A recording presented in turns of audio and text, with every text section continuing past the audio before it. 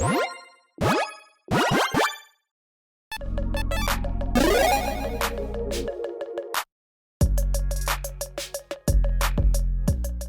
everyone, Mitch coming in from the Compare Score Studio. Welcome to the show. So on this episode, I'm going to be talking about the deck in my collection that just keeps winning.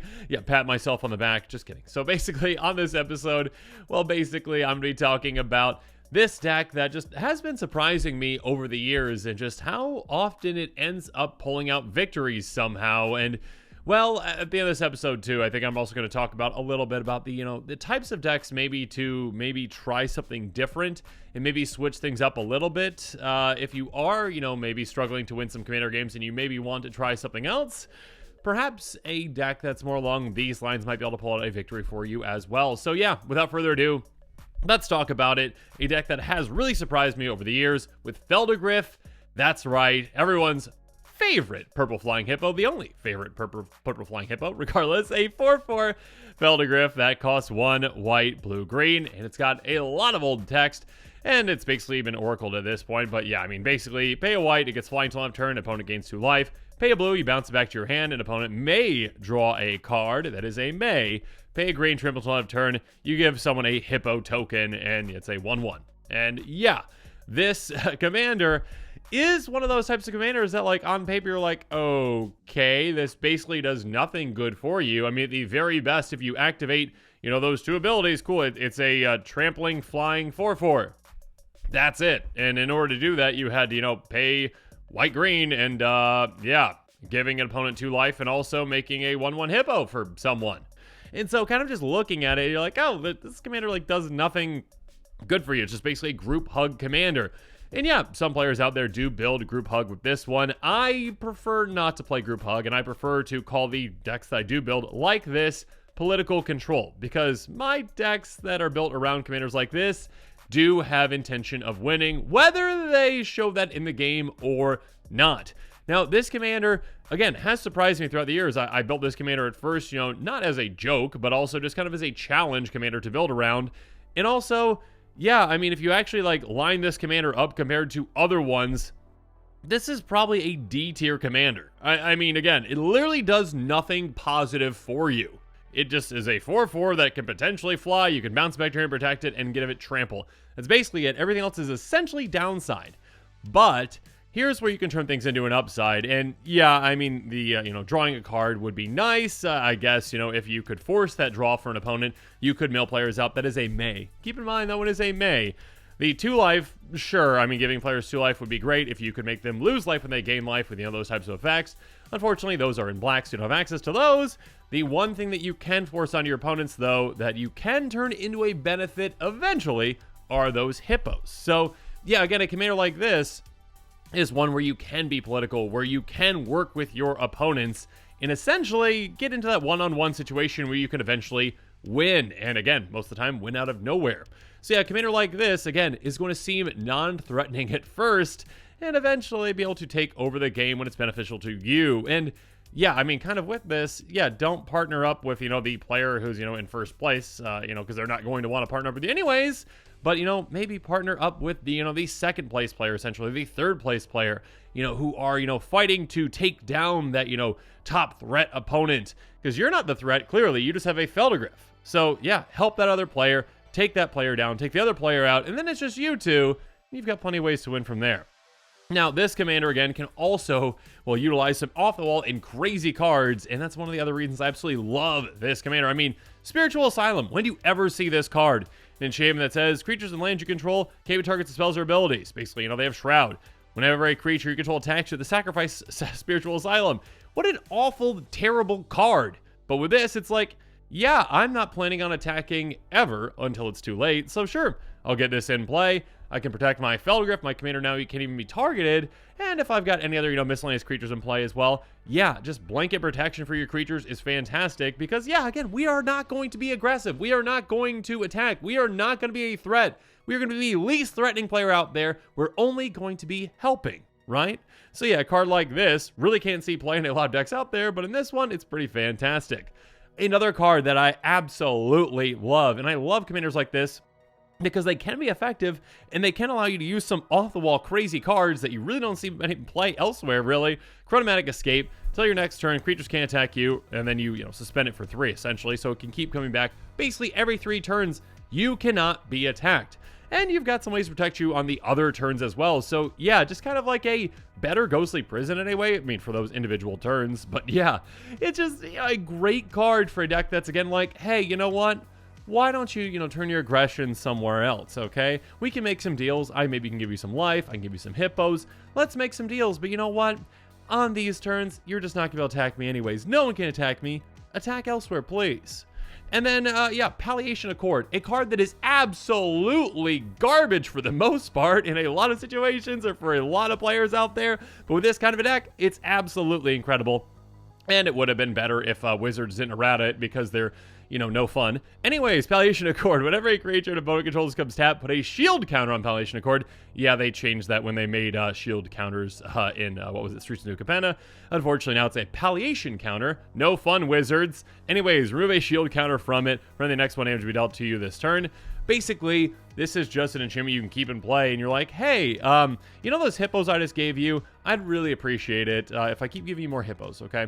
Could you swing those hippos at someone else? Just so that, I can get some counters on my Palliation Accord. I'm giving you the hippos. You can utilize them to attack. You can utilize other ones to block. Just, swing some hippos over there so you can help me out. I'm helping you out. You help me out. That's kind of the deals that you can make with this kind of a deck. And again, you can make a card like Palliation Accord actually, build up a ton of counters on it and be a great way to deter your opponents from even attacking you. I mean, I've even had players be like, okay, what in the world is that? Oh, that's garbage. And then eventually later on in the game, be like, I really need to take that Palliation Accord out or I can't do anything against you. And speaking of which, my goodness, Island Sanctuary is a powerhouse. It's an enchantment that says basically you skip drawing a card until the beginning of your next turn. Only creature with a flying or island walk can attack you. Use this ability only during your draw phase, only once per return. It's a very weirdly worded card. Basically, you skip your draw phase, you skip your draw, you get to essentially just have an enchantment in play that makes it so that only flying or island walk creatures can attack you. I mean, the logic checks out, right? You're on an island, but it's just kind of weird again. Flying or island walk, and yeah, if your opponents don't have those, they're not going to be able to attack you. Literally, this is a game-ending card. Again, once you get into that kind of game, the final situation, where you're like, hey, okay, we finished off this other player, great, cool. By the way, mono red player that I'm playing against that only has ground creatures, cool. Island Sanctuary in play. Good luck getting rid of my enchantment, and you can't attack me. So yeah, this is a card that can, of course, protect you throughout the game, and also, again, just be a great shutdown card that can make it so you can just really sit back when you need to, and finally, get to that final part where you're actually going to be taking that player out. Riot Control. You can also utilize cards like this. One of my favorite cards from my younger days when I was playing Standard at one point. Yeah, I was a Turbo Fog player. Anyways, Riot Control. Gain 1 life for each creature your opponents control. Prevent all damage to be dealt to you this turn. Yeah, again, you're actually taking advantage of giving players those hippos. Again, unlike, your Felidrift, which can gain flying, those hippos do not, so they can't get through an Island Sanctuary. You also, basically are just going to be gaining a ton of life for them being in play. The more hippos you give out, the more life you can gain with something like this. And again, this is a great way to just protect yourself out of nowhere and be like, yeah, no, let's not take that damage in combat. And let's just gain a ton of life just to pad my life total even more. And speaking of taking advantage of your opponent's creatures, especially the ones that you're giving out, all those hippos that you're giving out, again, make those deals, be like, hey, attack someone. I don't care who it is, just attack someone. Cool. Barring 100,000 arrows. Let's draw a card for each tab creature an opponent controls. So, yeah, when they attack with those creatures, you're going to be drawing a lot. Keep watch. Draw a card for each attacking creature. Basically, same thing. Instant speed. These cards literally do not see play, but in this deck they are absolutely incredible, again, because you can take advantage of giving that opponent a lot of hippos. There's a lot of ways that you can really take advantage of something that does not seem like something that is good at all, again, on this kind of a commander. Next up, Flurry of Wings. Somewhat similar, put X tokens into play, bird soldiers that are 1/1s with flying based on the number of attacking creatures. Again, a player swings at another player with a bunch of hippos. Cool. I'm gonna get a flyer for every single one of those. In some situations, you might even just say like, oh yeah, sure, you're attacking me with those. Great, cool. Make my flyers. You can use this as a fog in a way, or you can just, take the damage, but then you've got a ton of flyers in play that you can decimate your opponents with. So yeah, definitely a good way to kind of turn things around. Speaking of which, Suture Priest, another good way to take advantage of making those tokens. Whenever the creature enters the battlefield under your control, you gain 1 life. Cool, that's nice, but more importantly, whenever a creature enters the battlefield under opponent's control, you may have that player lose 1 life. So drain your opponents for every single hippo that you give them. Yeah, that is a great way to finish them off, especially, again, once you get to that one-on-one situation. Yeah, your opponent knows you're the threat. They might not have known that earlier when you were helping them out, but now they do, and sure, now you can play your Suture Priest and be aggressive, take them out with those hippos, have fun with that. Also, speaking of fun, yeah, Azorius Predation can be a great way to finish that last player off. For each creature your opponents control, you get a 4/4 beast. Each of those beasts fights a different one of those creatures. Yeah, you know all those hippos I gave you? You got like, what, 20 or so hippos? Cool. Now I've got 20 or so beasts. That's, what, 80 power. They're taking out those tiny hippos, plus, all your other creatures most likely, or most of them. Now I've got this giant beast army.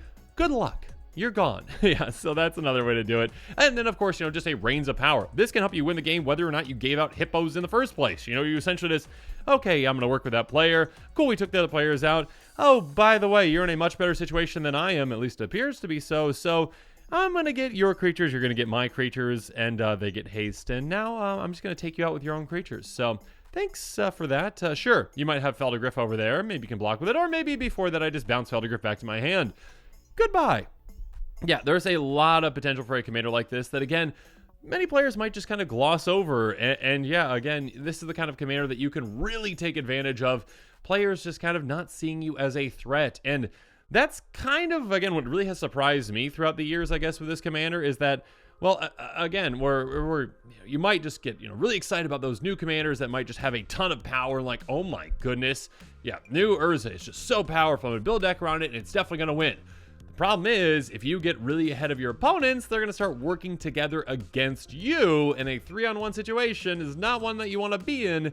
And you might get taken out first a lot then if you are kind of, maybe focusing on those, really powerful commanders that, become immediate threats and, need to be dealt with, versus a commander that can kind of just, slide underneath the radar like Feldergriff that, again, does not seem all that threatening, not really threatening at all, also can work with other players, actually, incentivizes you to work with other players to essentially take those, more threatening players out.